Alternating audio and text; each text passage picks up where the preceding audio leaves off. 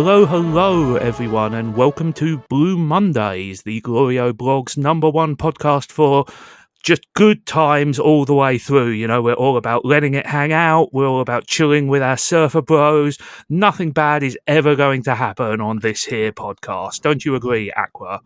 Oh, absolutely. We are just a barrel full of laughs this week. Yes, I can tell from your extremely enthusiastic tone. How about you, G? Are you feeling the love? Oh, definitely. You know, I mean, what's better than this? Traveling the world with my cool surfer friends who don't hit me, don't abuse me, and don't blame their adult problems. Don't vent their adult problems on children. My beautiful girlfriend, who definitely hasn't turned into a gigantic jelly baby. All of these things. These episodes were a lot.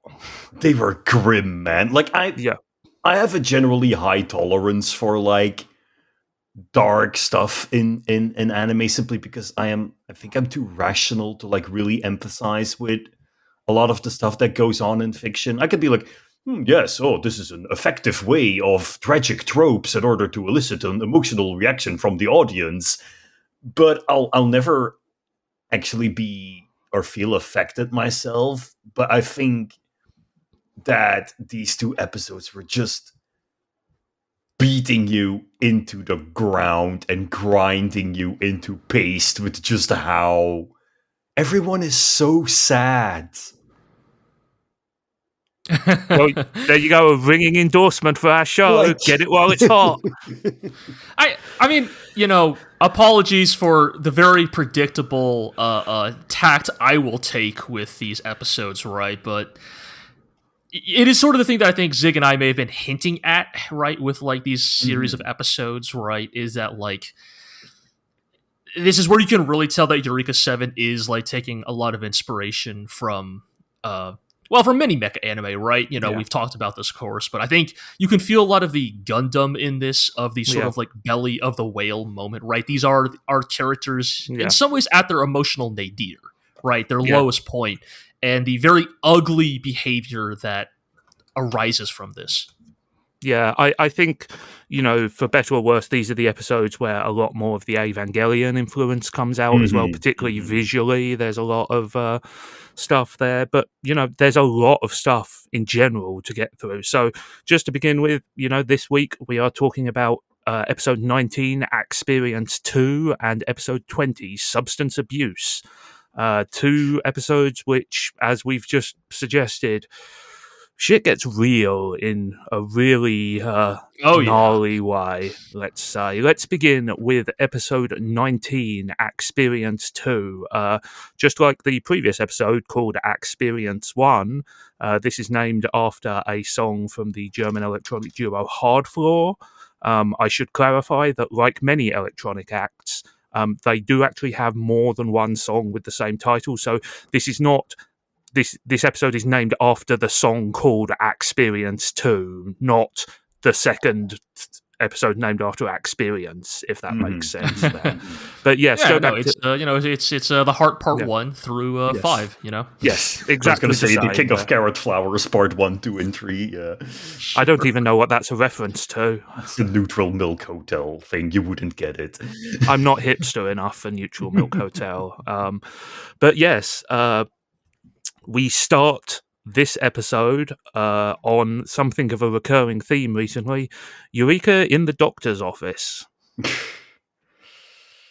And the thing is, like, whenever people say, like, oh, this anime girl is sickly, she always has to go to the doctor's office. Like, with Eureka, at least they're putting actual effort into giving her a different diagnosis every single time. I mean, I would argue that they're actually giving her the same diagnosis every time, which is, we have no fucking idea what's happening. Wave disease, yeah. Yes. I will say that this shot that opens on a case full of ampules sure is pretty reminiscent of Anemone's evil woman juice injector in this case. Just a nice little bit of visual. Even with Misha going like, "Oh, there's nothing I can do for you. Just bite on through it." Just like how Dominic talks to Anemone whenever he has to shoot her up with the evil woman juice. Like, yeah, I mean it's a much milder version, but it's definitely there. It definitely gets to this feeling, right, of like that almost like fear of like not knowing how to treat your child kind of like vibe, right? Of like, at least with in Eureka's case, right? They do want to help her, but like, as continues to be alluded to, especially with this episode, whatever is going on with her physiology or condition, like, they are truly in uncharted territory, right? And like they can try all kinds of things, even with the best of intentions, and in some ways they're just as effective as Dominic is at, handling Anemone, which is to say not very. Yes. I think the thing that's made clear here is that this illness is psychosomatic, but not psychosomatic in the sense that people, like regular humans, suffer psychosomatic illnesses where it's all in your head. Like here, clearly, this is Eureka is depressed, and that is actually physically causing her harm. If that makes sense, she is suffering because she is miserable. Obviously, it just sort of speaks to a very fundamental, deep-seated fear.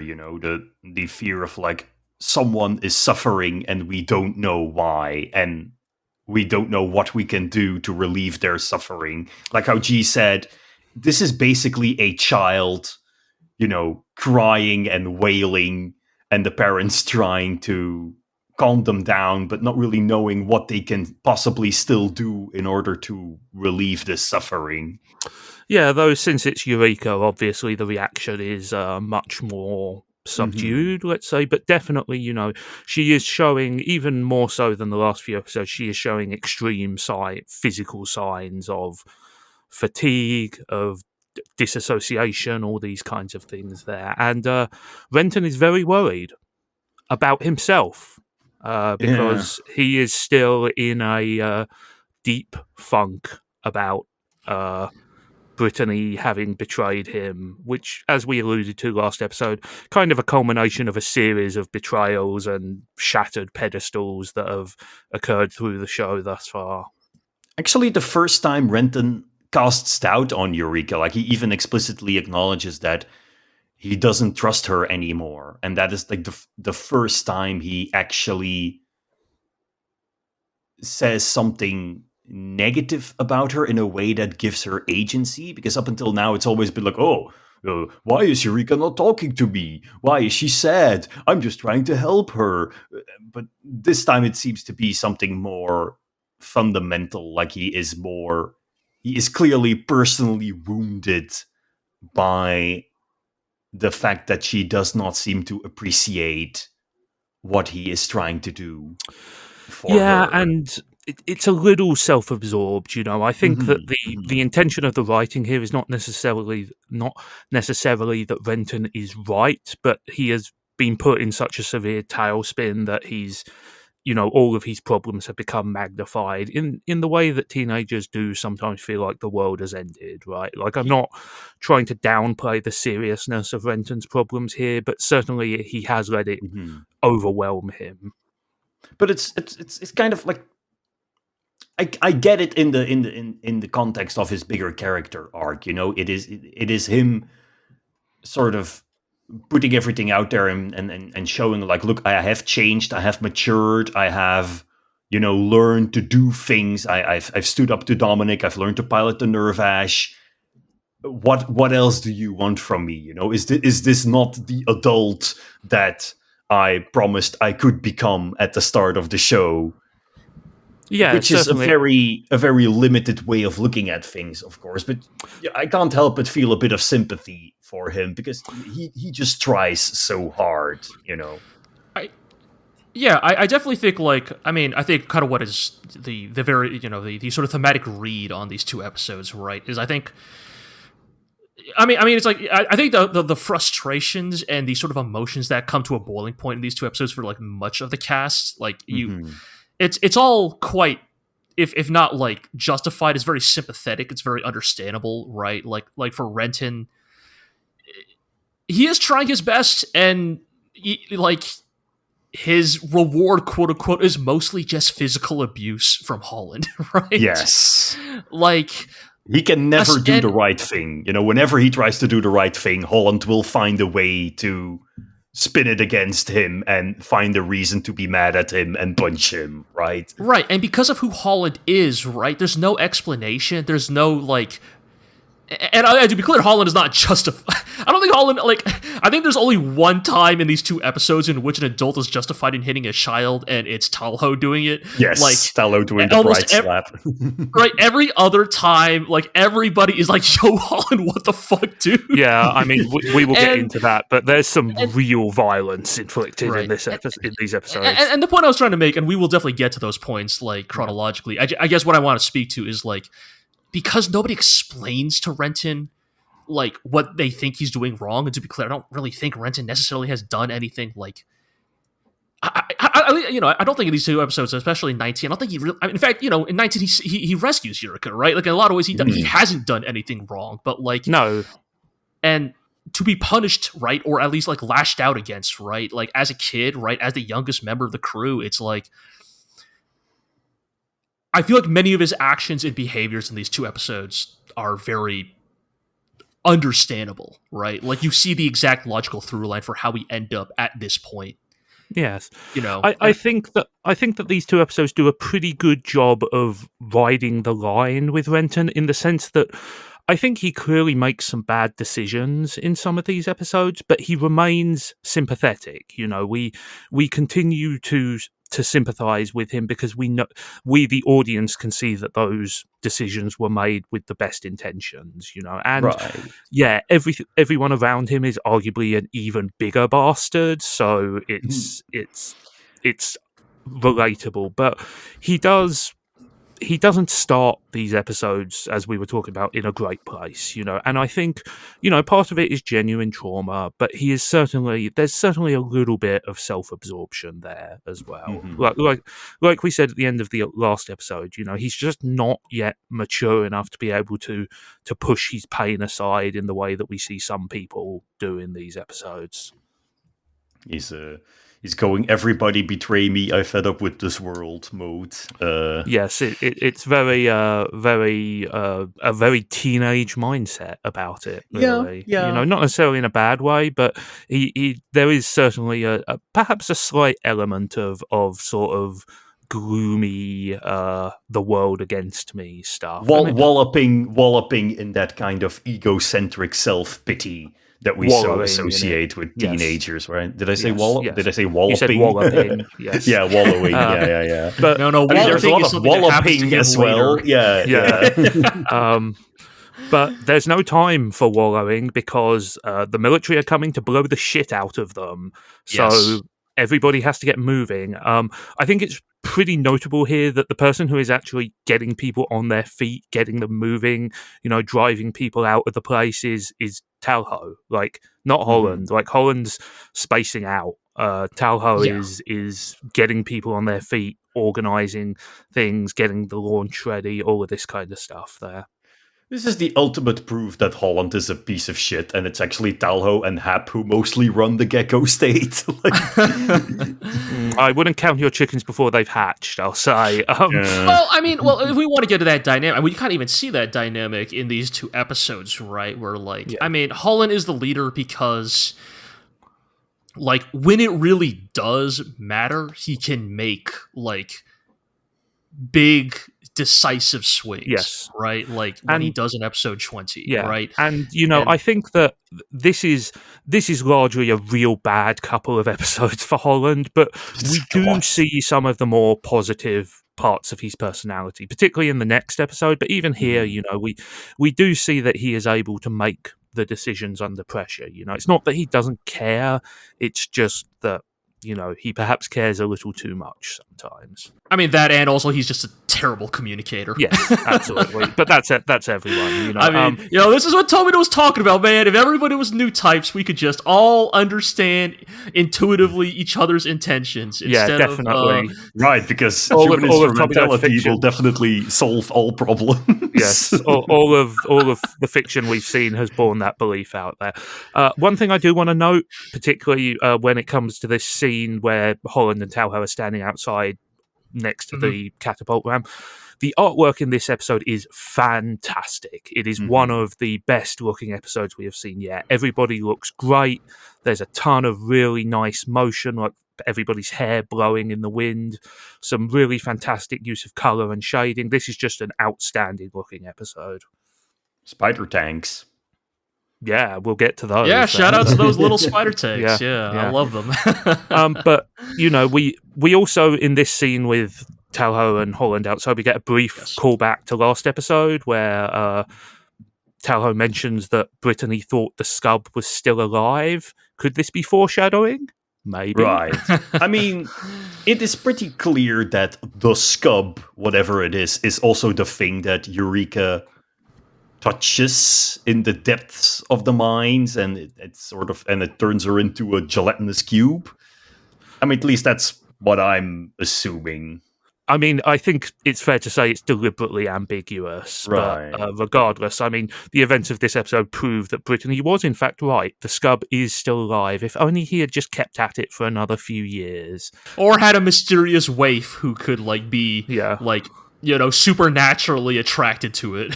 Yes. Some more stuff to highlight how isolated Eureka is feeling. Like even the children are scared of her. They won't come in, they won't talk to her, and she naturally takes this the worst possible way. They hate me. They're scared of me.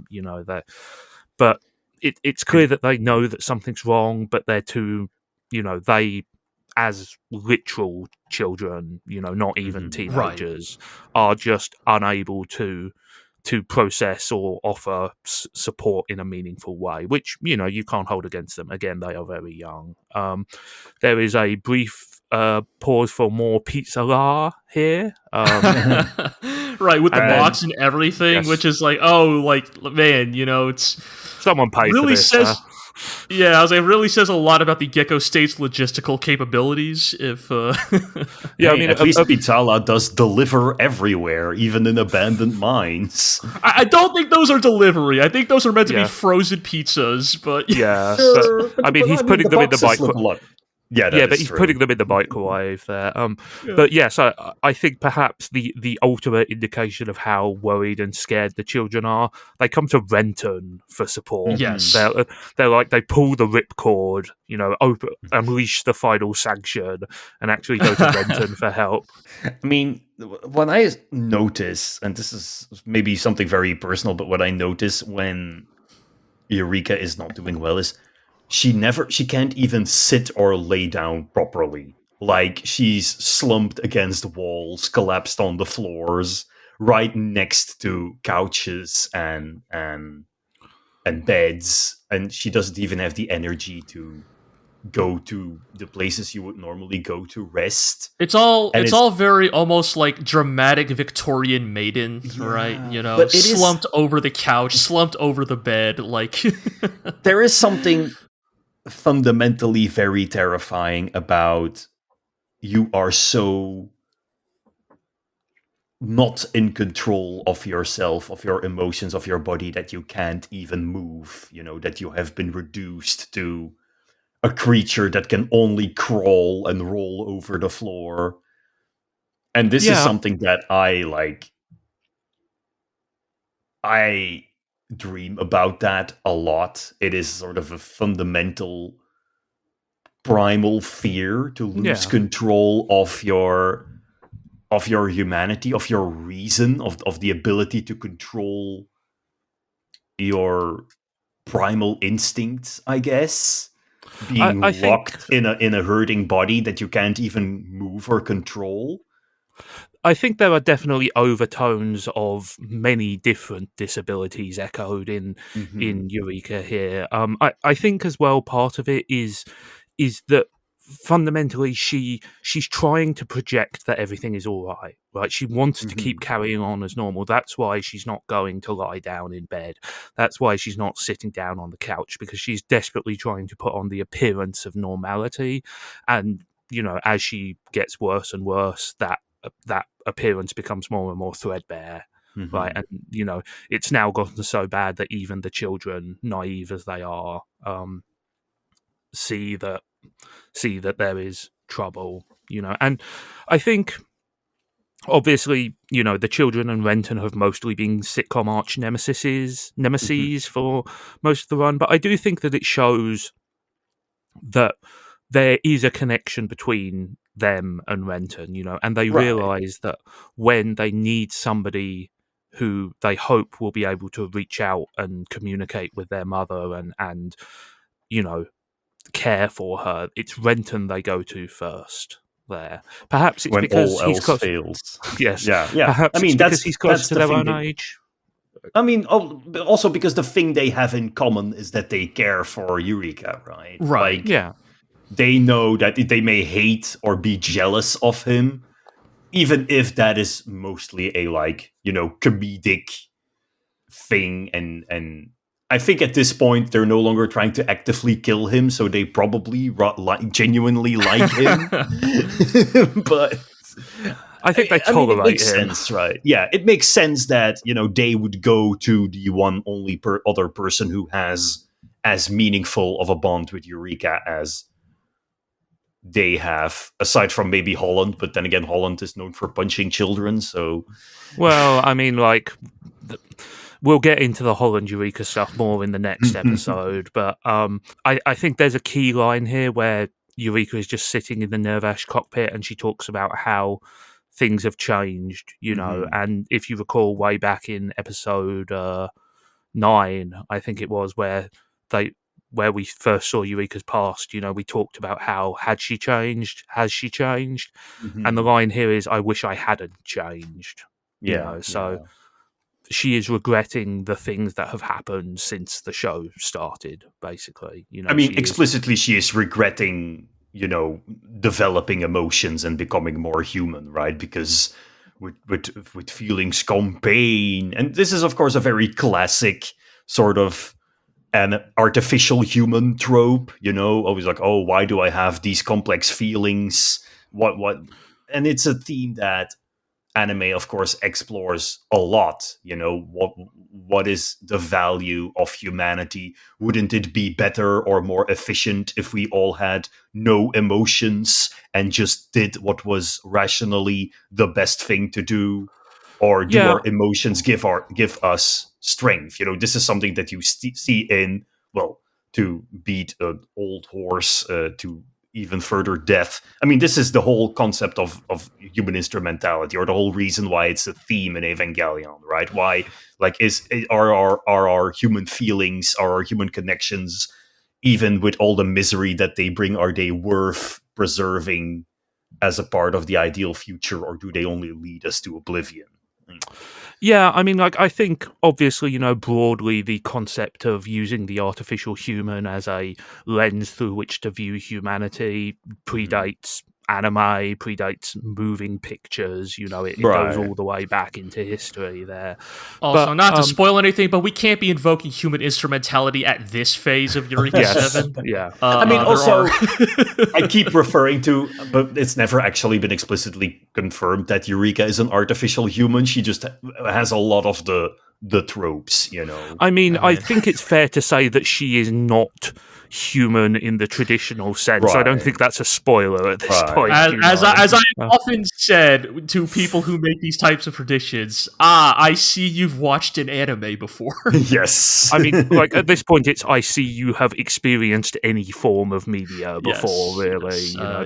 You don't, the specifics won't, you don't need to know the specifics to understand, especially with this episode, right? Especially with what happens to Eureka at the end of this episode, that not your average bear, so to speak. Yes.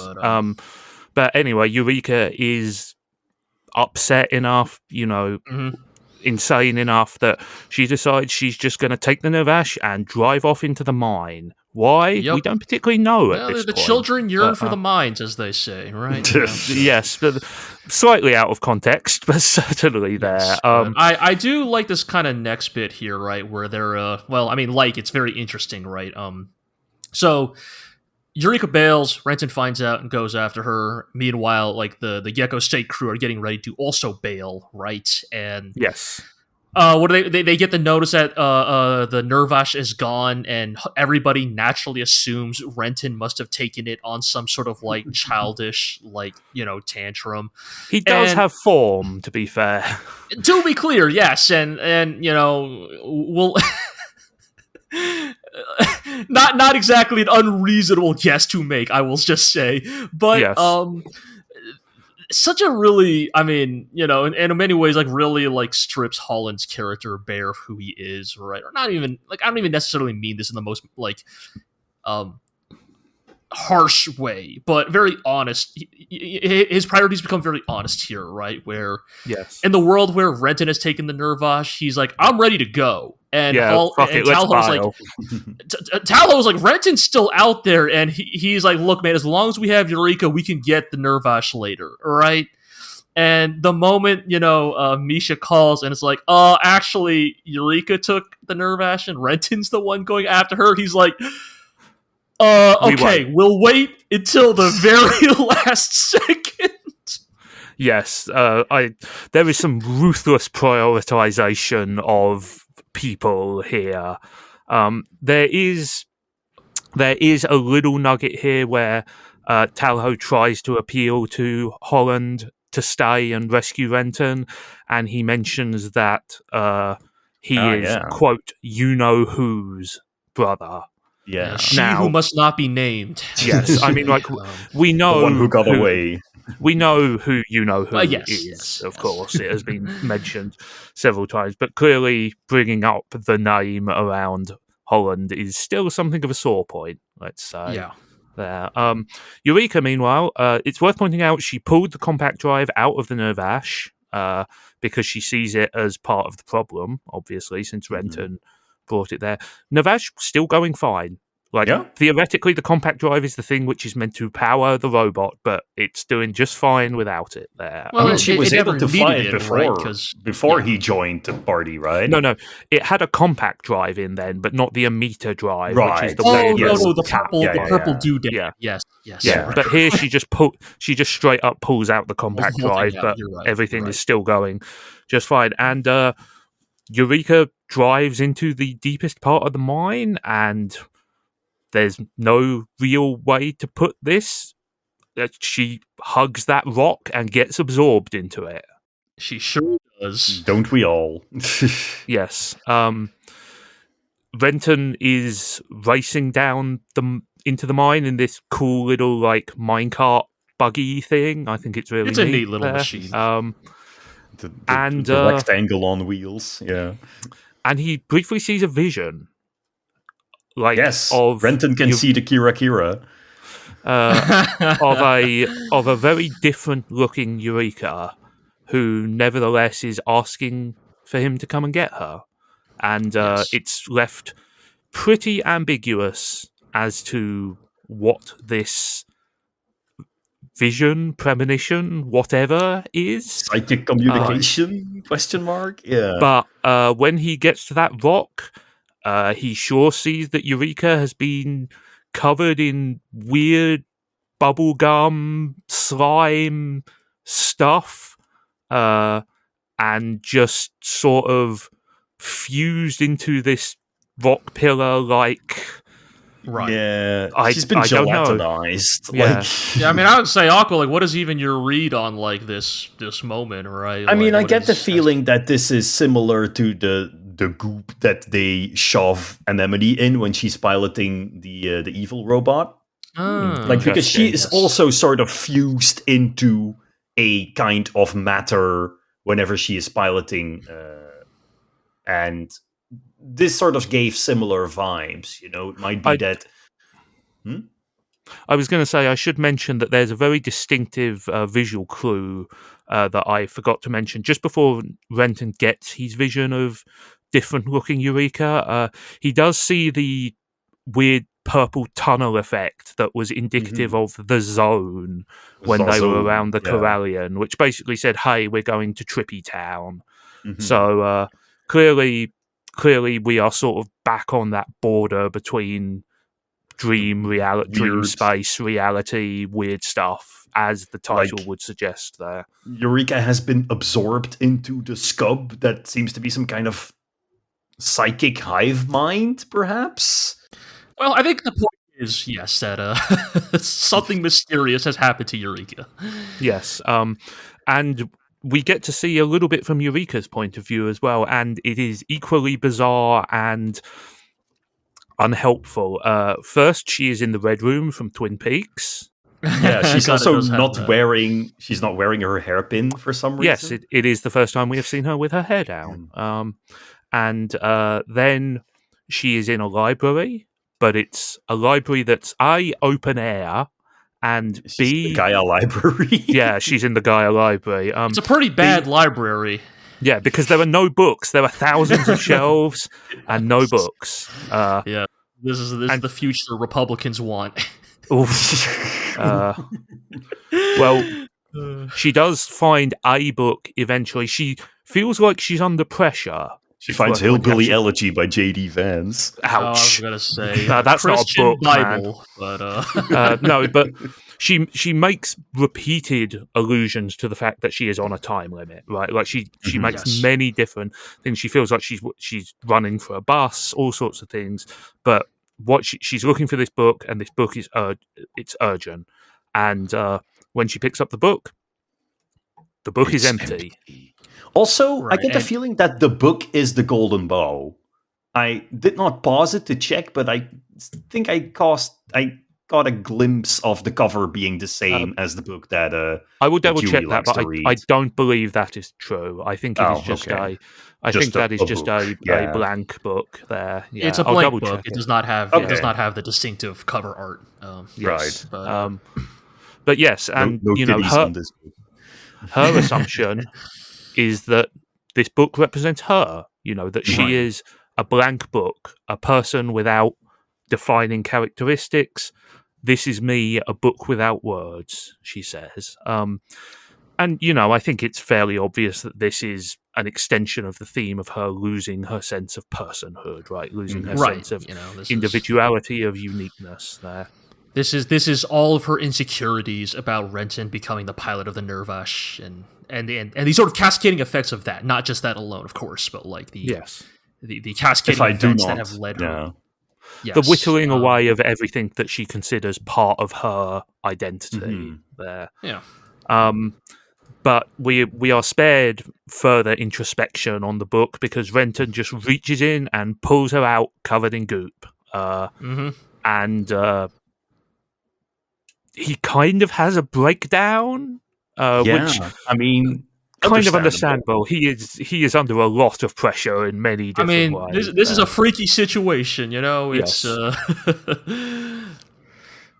I would also react like that if my girlfriend had turned into Esper Terra from Final Fantasy VI. Sure, that's the reference you want to go with. Okay, but no, I mean it's like, well, in many ways, right? It is like this crisis is what spurs Renton out of his out of his first depressive funk of these episodes, right?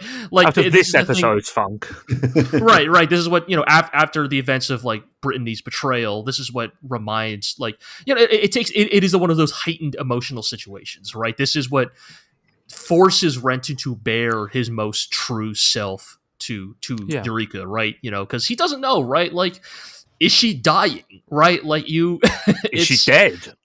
We don't. Yeah, really exactly. Know. Like, you don't.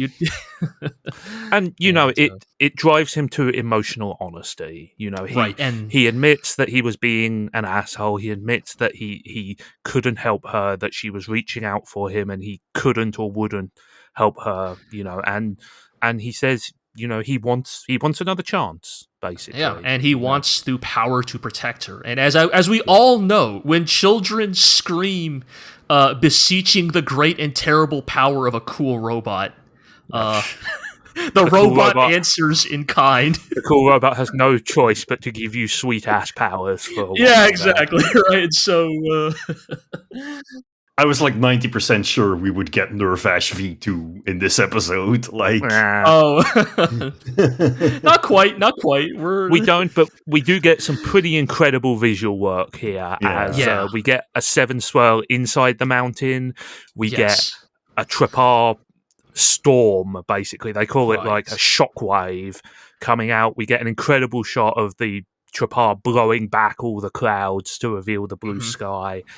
And we basically get the gecko, which it's worth pointing out that just before this happens, Holland has made the hardest choice of all and decided to abandon them and just peace out of there, But he doesn't have to, because this enormous wave of trapar surfs them out of there like a rocket.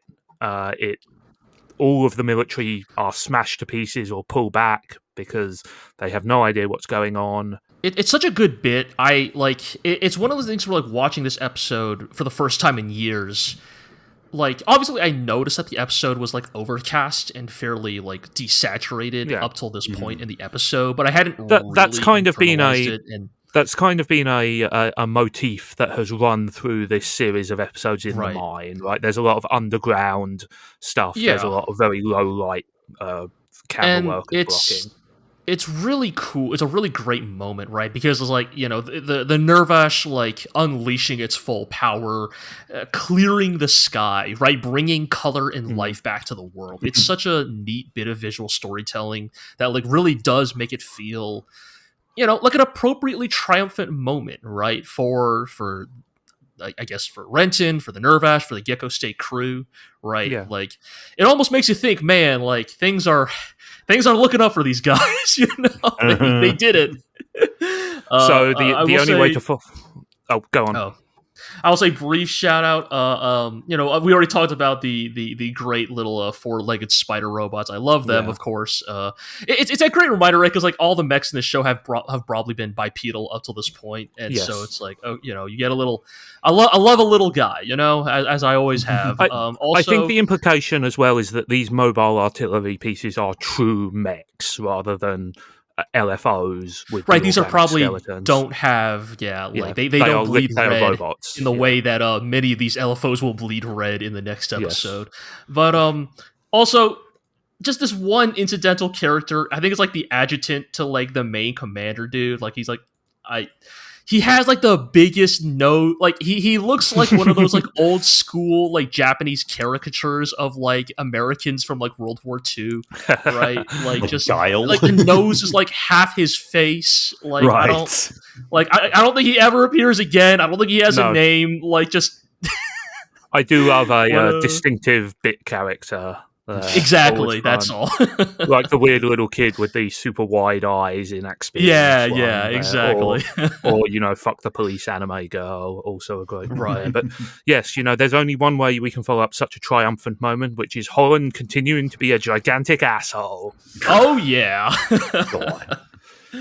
Yeah, I mean, he really lets Renton have it to finish up. Holland sucks so much ass in, like, these 2 episodes. It's like I won't spoil the direction his character takes in this show, but it is like it is truly amazing that this show commits to putting Holland on screen as much as they do, considering the way he behaves. I mean, they are treading water a little bit. He is slowly starting to go from this man is clearly messed up and has issues that he needs to work out, but he also has a soft spot that redeems him, all the way to this guy's just a complete irredeemable asshole who beats some children.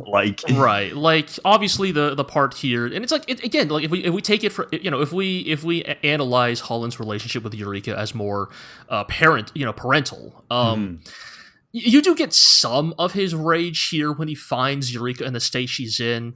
Like, you get why he would maybe assume it's a little unnecessary, but when he's like, "What did you do, Renton?" It's like, it's the we're all yes, we're all none of us are single children, right? So it's like, correct. I don't know which one you were in your respective households, but like, which child's name got shouted by your parents when anything bad happened, right? Like, who was always the default assumed troublemaker? Right? Who was the Bart Simpson in your family? Yeah, right. Whose name got shouted? That's what I'm getting at, right? Yes. There's in my family. There's an element of that, but I will say that my parents didn't normally follow that with a death threat. Right. Okay. So Holland does here. Right. Like, Holland is like, I'll kill you. I'm gonna fucking he's like, I'm gonna. It's he sees the state that Eureka's in. He clearly doesn't understand what's going. Or again, this is not familiar to him. Right. This is not a yes. I remember the last time Eureka got gooed up. This it's clearly just as unfamiliar and terrifying to him. And like any parent, he panics, but like many a bad parent, he lashes out, and like that's kind of where he goes from sympathetic to, or where we go from sympathetic to him to where we condemn him again, right? Like where it's very clear that he is now at a point that he is just looking for reasons to blame Renton for everything going wrong, as opposed to thinking rationally. Like, I mean, I think like a lot of the characters, he is sort of falling off an edge, right? Like it's much less it's less sort of showy than the way Renton and Eureka have been doing it, but he is clearly a man who has been pushed beyond his reasonable limits there. And it turns out he has a really, really bad way of letting that anger out. It turns out. On that, let's move on to episode 20, Substance Abuse. I'm going to pop out the musical reference for this one. This is a song from the album Dimension Intrusion from June 1993 by FUSE, Further Underground Sound Experiments, which is one of the many, I've forgotten what the word for like an alternate... Aliases, nom de plume. Yeah. Which is one of the many aliases of the British-Canadian producer DJ Richie Hawtin. This album, Dimension Intrusion, considered a fairly important bit of genre music, instrumental in pioneering the minimal techno wave that spread through the middle to late 1990s there. So we will see Scourge on parties everywhere. We will see Hawtin again several times, I believe. So keep your eyes open. Although a few more times he will be under different aliases, because that's just kind of how the electronic music scene works. I nearly got a heart attack and thought you were going to say Richard D. James. No, definitely not. Very, very different context. Very different, yeah. Hawtin is considered a pretty big name in electronic music, but as with many people in this field, he is not exactly a mainstream household name there. This episode starts as the previous episode ended, with Holland being an asshole. Yep. I wrote down only one note for this episode, and that is, man, Holland sure is a piece of shit, huh? For the entire episode? Yeah. I believe it, yeah, honestly. But yeah, so they're rushing Eureka to the med bay, right, to get... and, it's kind of interesting, right, because, like, obviously, again, to continue the theme of, like, we don't know what's wrong with Eureka, and now we're at the stage of we really don't know Misha gives us with Eureka. Yeah, Misha gives us a little clarity. The pink bubblegum stuff that she's covered with is in fact the scub, whatever that is. She's covered in it, and there is no medical way to remove it from her. Right. Which also then at least confirms that she is covered in it. She did not transfigure into into pink. Also, the way Misha phrases this, it's pretty weird, because she says, like, oh, there is no way that modern medicine can solve this, which, implies one of two things. It's either our medicine is not advanced enough yet, or it implies, there used to be a way to solve this, but it is not a scientific way, right? And that is what turns out to be the case, right? Yes. Yeah. I mean, she also clarifies, for what it's worth, that she shouldn't really have any problem keeping her alive. All her normal bodily functions are working. She just can't get this weird cocoon off of her there. Right. So Renton, who's not allowed in because Holland is an asshole, is waiting outside with the kids. And also, to be clear, right, they also agree to keep this secret from the rest of the crew. Yes, how effective that is highly questionable. Eureka just has a flu that she has to be in quarantine in the med bay for several weeks. But no, you see, that was just she had a really runny nose. She was just very snotty. That's all. So the whole body in it. Yep. The lying begins immediately when they exit the med bay, because the kids ask Holland if Eureka is all right, and he reassures them that she's fine, she's fantastic, everything's going great. She's okay. We get terrifying kids show host Holland. I really like how over the top he is here. Right. But at the same time, it's probably the right thing to do. Something which Renton immediately ruins by saying, "Of course she's not all right, you idiot. We should go to a hospital." And Holland you could have a whole discussion about whether lying to children about something like this is the right thing to do. But it clearly shows that Holland and Renton deal with this issue in different ways, right? I mean, it's difficult to relate to the real world because people do not turn into fucking starbursts in the real world. Right, but your mom can still have a horrible disease when you're a kid. Yes. But yes, the main point here is obviously to convey that Holland and Renton want to go about the process of looking after and possibly healing Eureka in very different ways. And also perhaps that Renton is not willing to pussyfoot around the issue in the same way that Holland is. And once again, a just complete and absolute failure in communication across all parties, right? Yes. Because the premise of this week's episode, right, is basically they get a mission from the Vodorak to rescue a high priest. Yes, an extremely short notice one, because the Vodorak want them to rescue a mysterious Mr. X, currently being held in Dove Grave Prison, which is a hell of a name for a prison. He is being held on a political felony, which is, it's a trumped up charge of resisting the dictatorship there. He's going to be executed in 2 hours, and they are going to, for his rescue, they are willing to pay 50 million, definitely not yen, which is quite a lot of money, to put it mildly. Man, the Vodorak are loaded. Well, I mean, that's what happens when you pool the resources of an entire subculture of people, right there. I mean, or that just really speaks to how important this person is, right? That this is. But Gecko State, obviously, not in a particularly great place to make a rescue.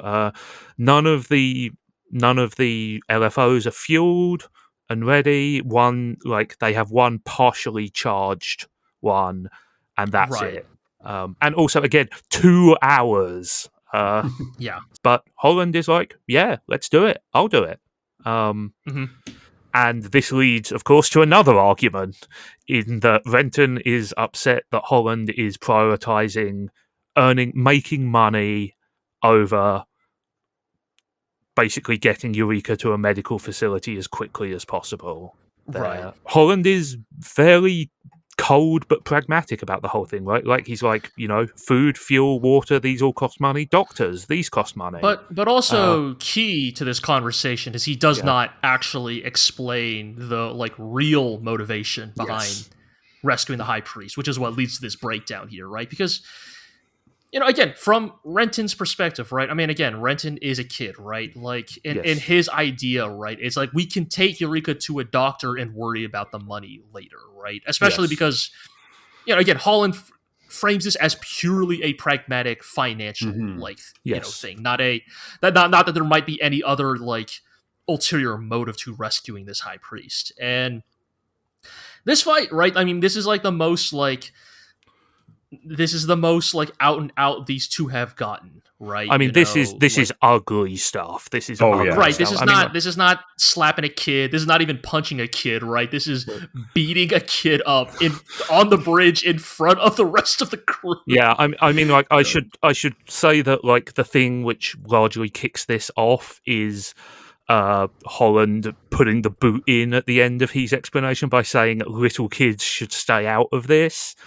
Renton is outraged that, and he pulls the "I just saved all your lives" by, doing my seventh swell magic stuff, and Holland just goes full on internet dude sarcastic here. Just some incredible, oh, shall we bow at your feet stuff. Right. And Renton doesn't take that well, which he demands to be taken seriously. He demands to be taken seriously, and Holland responds by putting his head into the metal guardrail. God, yes. Yeah, it's. I mean, this is again what we're talking about. Like, this is a pretty ugly fight, right? I mean, it's he slams his kid's head into a rail, kicks him multiple times, right? Like, doesn't just hit him with his hand. Even right? It's like the crew are clearly pretty shocked. Even Hap, who is like pretty close to being like a purely neutral figure, even he says like, you should be ashamed of yourself, dude. Yes. Also, this fight ends with him kicking Renton off of the bridge, and Renton is like motionless. And we don't mean kicking him off of the bridge in the sense that he sends him away from the bridge. Literally, we mean he physically kicks him off the command deck. And Renton just lies there unconscious or unmoving, and everyone just moves on. There's some. I want to point out an extremely good case of some terrific holding someone at arm's length while they try and punch you. Oh yeah, here. Just very some real good flailing around stuff. Holland basically accuses Renton of white knighting, which is hilarious. Yes, but I mean, the thing is, this just shows Holland could have just told Renton why he preferred the rescue mission over taking Eureka to a hospital, right? But he is just incapable of not antagonizing Renton. Yeah, absolutely. Right. That's the key takeaway here, because we, the audience, and Holland, knows that taking Eureka to a hospital is pointless because Misha has already said that it's not something that medicine can cure. But again, so that is the thing that Holland told them to keep secret, right? So if, Renton's completely in the dark here. Yeah, and so, as you say, Aqua, the thing is, it's not that Holland's actions here are particularly out of order, it's the way he goes about them that is so just extremely hateable, quite frankly. There's a great conversation immediately after this, right, where Holland and Hap are basically planning the operation, right, and Hap is continuing to chastise Holland, right? Being you really did not need to do that to a kid, right? And Holland's defense is so great. It's I had to. I'm an adult.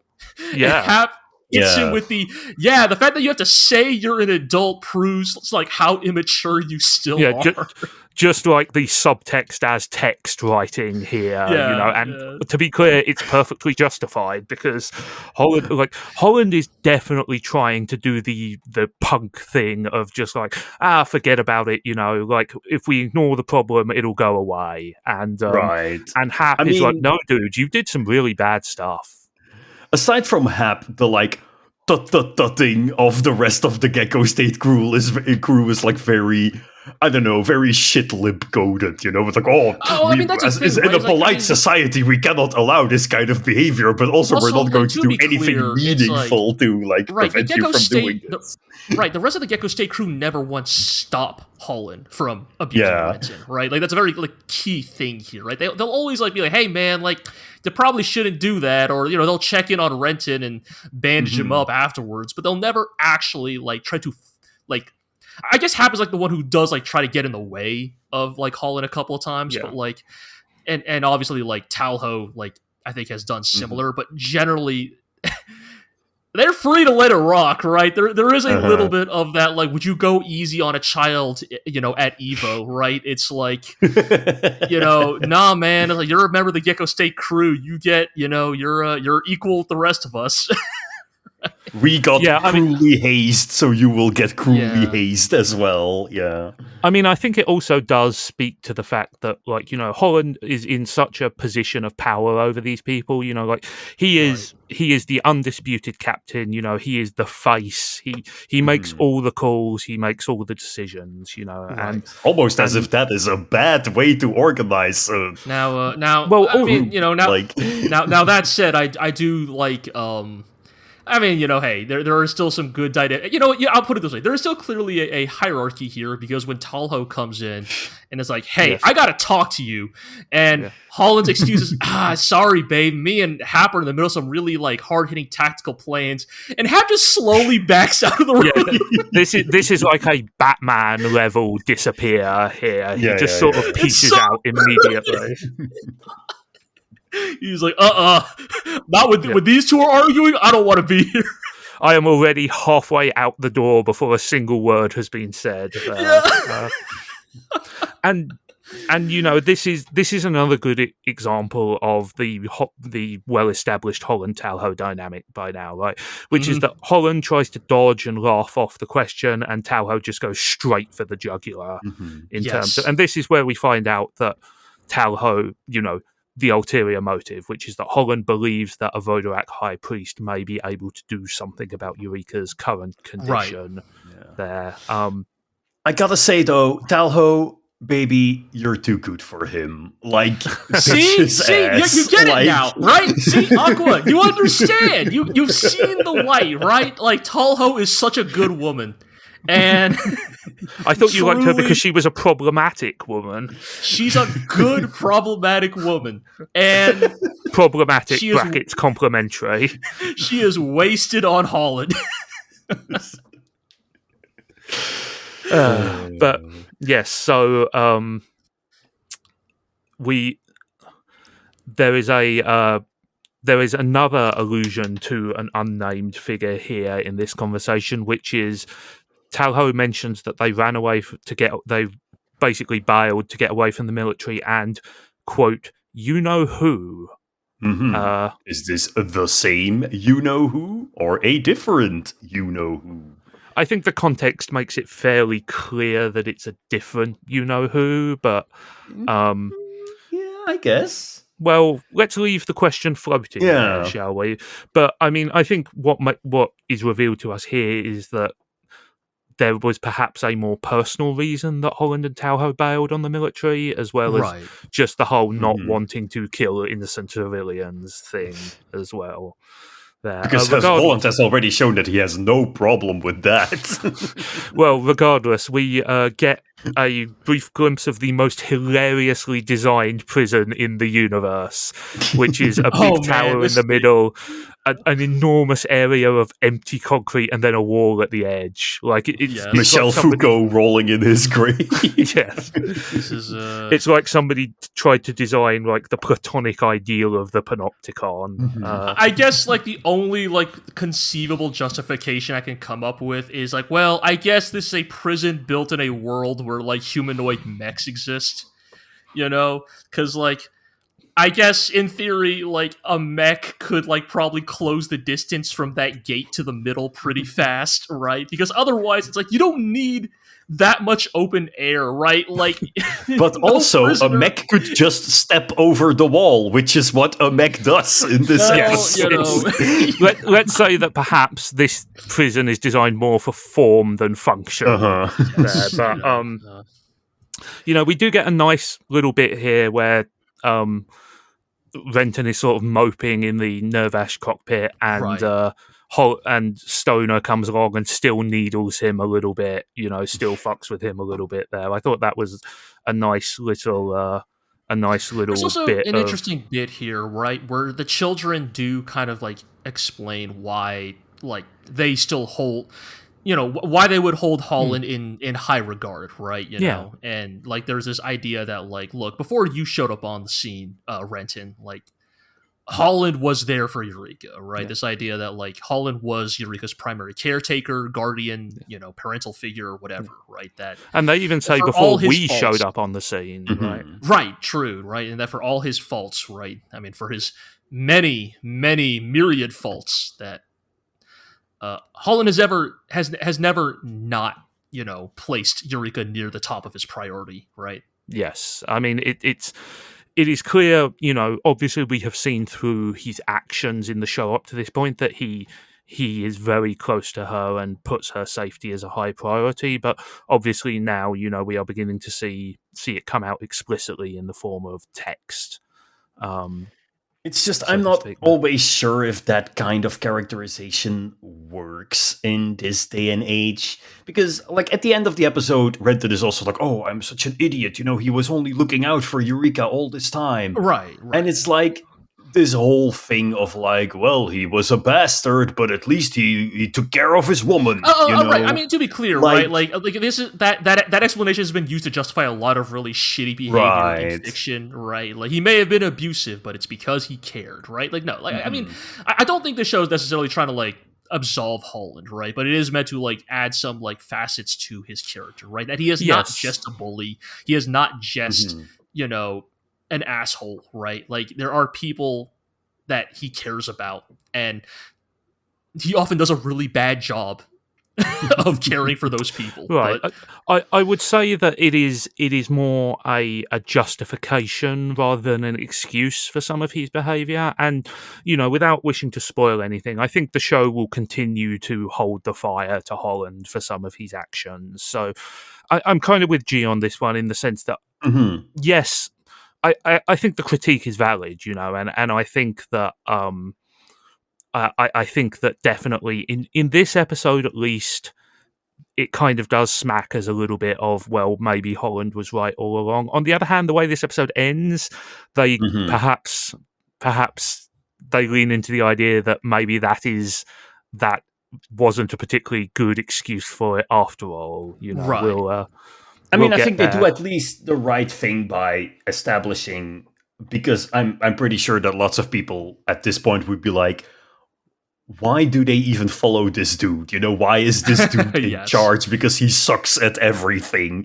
So it's wise of the show to at least establish, why he has people following him, why he is the boss that other people look up to. Like, for better or worse, we see that in his actions in this episode, right? In his rescue of the High Priest, right? He does get a chance to score some badass points here. Right. I mean, this is like one of those like things of like, for again, maybe it's irrational, maybe that's just human behavior. It's like we can like throw all this shit at Holland, but at the end of the day, he is the tip of the spear, right? Like he will always volunteer to do the most dangerous work before anyone else, right? Like he, they explained, right, they only have enough fuel or a battery for one to send one LFO, and, Holland does it himself and gets into this pretty intense escape, right, where he's being pursued by the military, right, by their KLFs.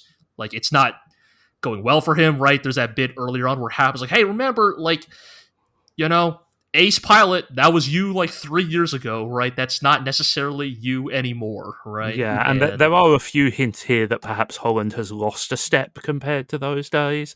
There's a couple of small things I want to note. Firstly, the prison guards here have a very distinct variant of the uniform that is very commissar-esque, let's say. The long jackets, the tall hats. Yeah. It's a neat little look to make them stand out there. I think as well, perhaps the most important scene in this episode is where Talho and Renton meet by Eureka's bedside. Right, I think there is again not necessarily a justification for the way things are, but an explanation for, and throughout the first part of this podcast, we have been the first few episodes of this podcast. I mean, we've been talking about whether the Holland, Talho, Eureka dynamic, and is that a thing? Is it a love triangle? Is it a and what this makes it clear is yes, it's definitely a thing. The precise nature of that thing is unclear. It might be different things to the different people involved, but Talho kind of doesn't like Eureka and definitely sees her as a threat. Mm-hmm. Right. I mean, they have this great like exchange where Talho kind of snidely perhaps calls references a certain scene from End of Evangelion, right? Where she's like, pervy little boy want to look at a girl while she sleeps. Yeah. I mean, the thing is, I get at least a feeling that Talho is self-aware enough to sort of resent herself for looking at Eureka that way. Absolutely. Absolutely. She because then she follows that up with like, well, I was thinking of killing her, right? And she writes it off. No, see, that's a joke. I'm JK, just like you would definitely not like in masturbate Minecraft over an unconscious girl, right? JK, I'm killing her in Minecraft, and it's a very like it's a very raw like airing of grievances in this sort of like in this like very short scene, that like really gets at a lot of like what is driving these characters. Yeah, and I think it's very powerful because it is.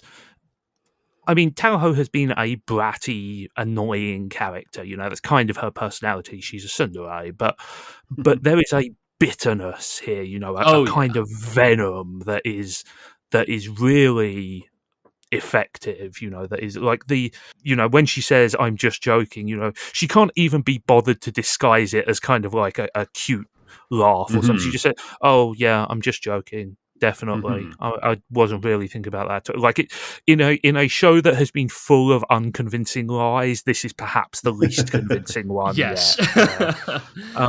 The other thing I was going to mention is that, I mean, it's clear that regardless of what Holland and Eureka think, Talho sees Eureka as a romantic rival. Yes, she thinks of her as, and she says something interesting, which is she says other people just have to compete against other girls. I'm competing against the whole world. Yes, and is a little dramatic, but I think a great like encapsulation of Talho's character. Yeah. I mean, I think that there are multiple possible meanings behind that we will perhaps explore as the show goes along, but it's definitely, it's a powerful scene, and I think, it really conveys some of the pain that Talho has been in, and it's just kind of like a good let it out moment there. And I think, like, I mean, in many ways, it's like kind of like, I don't know, I think a lot of this power like continues into this next scene and probably the rest of this episode, really, right? So Holland's escape is not going well. He's been ambushed. He's being cornered. They've taken out his board, right? Like he's cosplaying Rambo. Yeah, he's injured already, right? He is not doing well, right? And if nobody comes over him, he's probably not going to be able to escape, right? We hear over the palms, this show references music. He's cosplaying Mark Knopfler. Yes, of course. He's the soldiers are like, oh, we've got him in our sights. He's done for, right? And yeah, as we alluded to, the one time in which it was justified to hit a child, right? Because Renton, in the throes of his depression, in his self-loathing, in his like confusion and angst about like why he's being treated this way, finally lashes out in a way that is like worthy of reproach, right? Because Holland might actually die here if nobody intervenes, and Renton does the shittiest, most petulant little teenager thing. It is so mean. Like it is like, basically Holland deserves it, right? Maybe this is Holland getting his just desserts, right? Yeah. And like maybe it's not the most damaging like the way they animate Talho's slap here. It is a fantastic slap. It's so good. It's like harder and meaner than it feels like it hurts more than anything Holland has done to Renton up to this point, right? This is a there's a slap that could knock your brains out of your ears. And it's such a good contrast with the previous scene, because the previous scene is Talho, venting about how underappreciated she feels, how upset she is at having to fight for the affections of the man who's ostensibly her partner. But this is a demonstration that she absolutely still cares for him. She absolutely will not stand for that kind of bullshit. And it's, I think the show takes a real risk here because it makes its viewpoint character Renton and our second biggest name character, Holland, both deeply dislikable in this episode. They are both real pieces of garbage in this episode. And in this moment, even though Renton is our viewpoint character, even though we are rooting for him, I really wanted her to slap him. Because it is just such a mean thing to say, such a unbelievable, absolutely and cold thing. It's understandable. Like, you get, like, again, to be clear, right? It's like Renton is saying this out of like a deep sense of hurt, but it's like, once again, it's like in the same way that, like, Holland was also lashing out from a place of hurt. It's like, yes, it's like we get, it's like that you're not in a good place, but there is a limit, right? There's a line, and Holland and Renton both cross that line in these episodes, right? I mean, that's the thing, right? Like, how this is also like a whole discussion of like how mental health cannot be an excuse for abusive behavior, right? There is a line between like acceptable lashing out and crossing over into abusing or invoking or incorrectly invoking your mental distress to cause other people's harm, right? Yes. And that's sort of what you see with both Renton and Holland here. And what we desperately need is a grown-up to step in and take charge, and that's when Mr. Reliable Kengo steps into the breach and decides to, rerile everything and get people back in their places and tell them to do their jobs. Thanks, It's Kengo. a small scene, but I do appreciate that, like, in many ways, scenes like this, scenes with, like, Hap talking to, like, Holland remind you that in many ways Gecko State is saved by the fact that even if their leader is sort of an immature, petulant child at heart, there are, in fact, adults on the Gecko State, right? You have your Kengos and Dr. Mishas of the world to, like, try to keep this thing on rails. Yeah, and I think actually this is a fairly good pair of episodes for some of the lesser lights in Gecko State to stand out. We get this moment from Kengo. There's quite a lot of was and jobs in these episodes as well. We have a little bit less from the big names. Mathieu, Stoner, Hilda. They're kind of in the background, relatively speaking. And I think this speaks to the strength of having a big ensemble cast, is that you can rotate them in and out of important roles and give them, little crumbs of character development to keep them interesting and keep them grounded in the world there. But yes, like, all this like character stuff would get a little depressing. Thankfully, we have some cool robot stuff to look at here. Thankfully, that's all this is. Yep, that's all it is. Just Renton just going sicko mode on these bad guys, Yep, it's having definitely very cool. This heartwarming affirmative rescue of Holland. Yep, with heartwarming. Very cool. It's so heartwarming that even the enemy KLFs have decided to bloom into extra big explosions of blood just to commemorate the occasion. It's such an interesting scene because it does actually, in some ways, ride that razor's edge. Because, like, well, Renton's whole realization, right, is that he's just a kid, right? Like, his big realization this episode after Talho, like, slaps him is, I don't actually understand anything, right? I haven't actually taken any responsibility. I've just been lashing out, throwing tantrums. And so, like Renton coming here to rescue Holland is like him trying to take on that responsibility. But, as the fight is shot, as it's, like, as the fight is directed, it's, once again, as a kid who... It's funny. He realizes he doesn't know that much about the world. Yeah. But also, as a result, like... still overcommits, right? I mean, what's the most childish thing you can do when you realise you've made a mistake?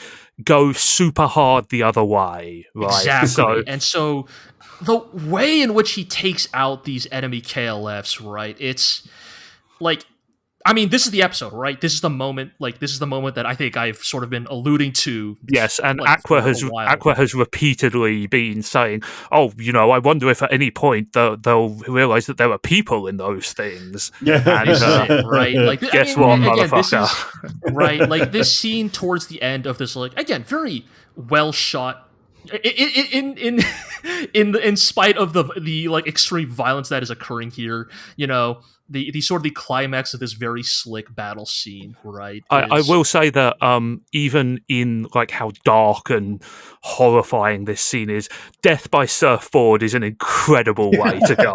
Oh yeah, like, I mean, just like being speared through the chest by a gigantic surfboard. He is fucking these guys up, man. And yeah, we have this scene here at the end that feels in parts both like Ava Unit 1 going berserk on Unit 4, a little bit of like Gundam of the like, oh no, there's a human being in there, right? Yes. It's like it's Renton just brutalizing the like last remaining KLF, right? Like we're not even talking like just cutting it open, right? We're talking like, I mean, he is beating this thing to death. Yes. To me, like this is some of the strongest Ava influence we have had in quite a while. You know, the repeated hammer blows, you know, the weird hallucination of the kind of like monster coming out of the wall with his face on the end. You know, we even get the drenched in blood. Yeah, we even get the patented Ava super wide angle close up scream. Hit him with the fisheye lens. Yeah, Ray face. Yes, just you know, the Nirvash red eyes covered in blood. You know, raining from the skies. Some real. This is the payoff on why KLFs bleed red, right? Yes. Like, this is the moment that like world building detail has been like building up to. Yeah, and you know, they stole it from Ava, and the payoff is exactly the same payoff that Ava had, right? Like, you know, and I don't necessarily say that. Nice. I don't necessarily say that as a criticism, you know, but it is a very obvious way in which that earlier show has an influence on this show, right? You know, and of course, you know, we get the great juxtaposition of, you know, Renton has, you know, sliced these dudes in half, beat the crap out of this guy, and then at the very end, we just get this mangled human limb hanging by like these horrible threads of gore. It's so like raw. I mean, it's like it's obviously like, you know, taken a lot from I guess the reason why I did bring a Gundam, right, is because like there's often this thing in Gundam as well, which again, this is probably what Ava was drawing from, just mecha and military fiction in general, right? Is like there's that one scene where like it's like there's the it's the anticipation shot of you get to see the crumpled open cockpit of the KLF with the pilot in it right before Nirvash's foot comes down on it. Yeah. Right. You know, I mean, this is the Sulata splatter at the end of Score 1 of Richard Mercury, right? I mean, it is that reminder that like, yes, it's like these are machines, like these are tools of violence, right? These things are built to kill people. And like, you know, part of the overriding theme of all mecha anime, you know, or rather I should say all real robot anime ever since the original Gundam, is that, you know, fighting in machines depersonalizes combat, right? Like, you know, that trope is as old as the turn of the 19th century, right? In the sense that people felt that, you know, it was easier to kill impersonally, impassionately, right? Yes. And you know, that legacy runs all the way through a long history of science fiction, robot anime, all that stuff. Yeah, and I think it's like, because here's the thing, right? This is the thing I was alluding to in earlier episodes of this podcast, right? Of like, to be clear, like, I mean, Renton's body count, like, this is not Renton's first kill, right? To be clear, right? Like, not even this episode, I would say even in this series, right? I would say, again, I'm not counting, but like every time he takes out a KLF, right? Especially when he does them with, you know, the old bisection. Yeah. I think the implication is fairly apparent, right? Yeah. Like, I mean, he has killed probably a dozen dudes at this point. Exactly, right? And like the horrifying thing about this one is like is coming to terms with it, right? Is the naked realization of like, not just what you did here, right? Because I mean, what's been done here is a horrific moment, right? I mean, the reason it works particularly well here is because it is so contrasted against the orgy of violence that has preceded it, right? Right. You know, yes. And you know, G, you were talking about how in many circumstances this would be a triumphant moment because it is Renton, you know, returning to kick ass, and I think the show is very smart about leveraging the dark irony of that trope, that storytelling device, because clearly, at the beginning we do cheer, Holland is saved, everything is fine, and then it gets worse and worse and worse until by the end we are like, stop, he's already dead. Yes, I mean, arguably at the end of this episode, we are now in an even lower place than we started at the beginning of these two episodes. It's an incredibly powerful ending, and the subsequent cut to the ED is one of the funniest things I've ever seen. This ED is a fucking incredible. I always God. I mean, I love Shonen Heart. I'm not as hot on this ED, but this stretch, they're basically the same song. This selection of songs is it's a fucking war crime. It is insane to me. They picked these songs for this stretch of Eureka 7. This is one of those occasions where I really wish they could have just cut to black and ended the episode there. But the bathos is incredible, and I really like that in a weird way. So I'm gonna say there, But I think there's no denying that these episodes are incredibly dark. Tonally, visually, morally. But this is kind of the thing that the show has been priming us for absolutely. a while. There have been tensions running under the surface. Plot lines that have been bubbling under. The show has only rarely been the good time summer vibes, surfer mechs kind of show that it is often depicted as in the broader pop culture. That sort of depiction is only very surface level. Absolutely, and I think, but there has been a certain wistful nostalgia or romanticism about the first couple of arcs, and gradually that has drained away just to be replaced by this very kind of bitter, angry, contentious mood there, and to be clear, that's not a criticism. This is very clearly the obvious way the story was constructed, but it's going to be grim for a little while, let's say. There. Fun. Before we wrap up, does anybody have anything they want to add about this couple of episodes? If only Anemone was here. Yeah, that would definitely make everything better. There would be icon of mental health and well-being. Yes, no chance of violence, disagreements, anybody getting punched while Anemone is around. No, certainly not. At least it would be more entertaining, But Anemone is waiting in the wings. Let's say. Well, is she even? If this next episode previews any indication, right? I mean, we are getting the two mysterious characters from the opening credits, Blue and Red Mecha. We are, yes, those spearheads, very distinctive there. But yes, next episode is episode 21, Runaway. You get 3 guesses what happens, and the first 2 do not count.